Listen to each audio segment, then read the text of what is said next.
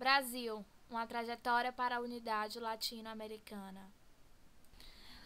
A República Federativa do Brasil é composta de 26 estados federados e pelo Distrito Federal.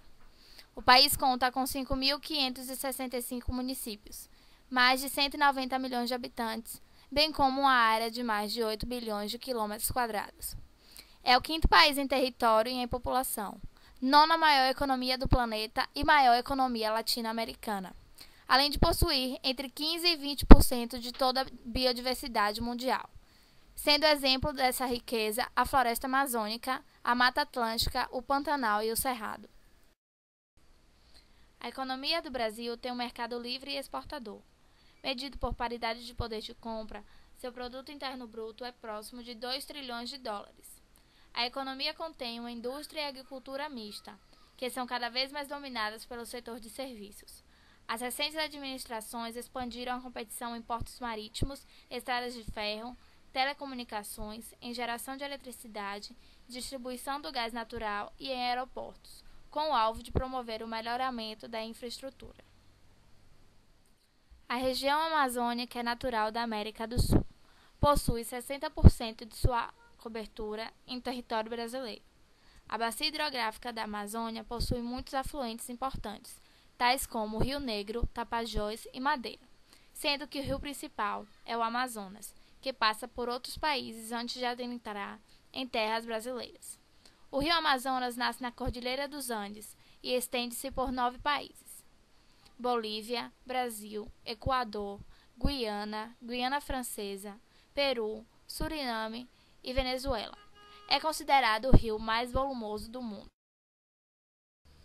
No Brasil, para efeitos de governo e economia, a Amazônia é delimitada por uma área chamada Amazônia Legal. É chamada também de Amazônia o bioma que no Brasil ocupa 49,29% do território, sendo o maior bioma terrestre. A diminuição dos índices de desmatamento entre 2004 e 2006 foi reflexo dos esforços oficiais, como a criação de unidades de conservação e aumento da fiscalização, e da recessão vivida pelo agronegócio no período. O narcotráfico corresponde ao segundo ramo comercial do mundo. Um dos principais produtores são latinos, como Peru, Bolívia e Colômbia. Os que não produzem atuam na comercialização. Nos países citados são realizados o cultivo e a fabricação da cocaína, e depois é feita a distribuição pelo mundo através da rota do tráfico, em que o Brasil se encaixa. Os recursos financeiros gerados pela atividade superam o PIB de vários países juntos. A maioria das vezes, o dinheiro é usado para a manutenção do crime e financiar guerrilhas, como as Farc. O tráfico favorece a corrupção, a violência e uma infinidade de problemas que faz parte da realidade de uma parte dos países latinos. O gás natural é uma mistura de hidrocarbonetos leves encontrados no subsolo por acumulações em rochas porosas, isoladas do exterior por rochas impermeáveis, associadas ou não a depósitos petrolíferos. A utilização do gás natural no Brasil começou modestamente por volta de 1940, com as descobertas de óleo e gás na Bahia. O gasoduto Bolívia-Brasil, também conhecido como Gasbol, é uma via de transporte de gás natural entre a Bolívia e o Brasil, com 3.150 km de extensão, sendo 2.593 em território brasileiro e 557 em território boliviano. Estima-se que estará plenamente operativo em 2010, com o objetivo de que o gás natural chegue a 15% de todo o consumo energético brasileiro. O Mercado Comum do Sul, ou Mercosul, foi criado em 26 de março de 1991 com a assinatura do Tratado de Assunção, no Paraguai. Os membros deste importante bloco econômico da América do Sul são os seguintes: Argentina, Brasil, Paraguai, Uruguai e Venezuela, que se juntou ao grupo em julho de 2006.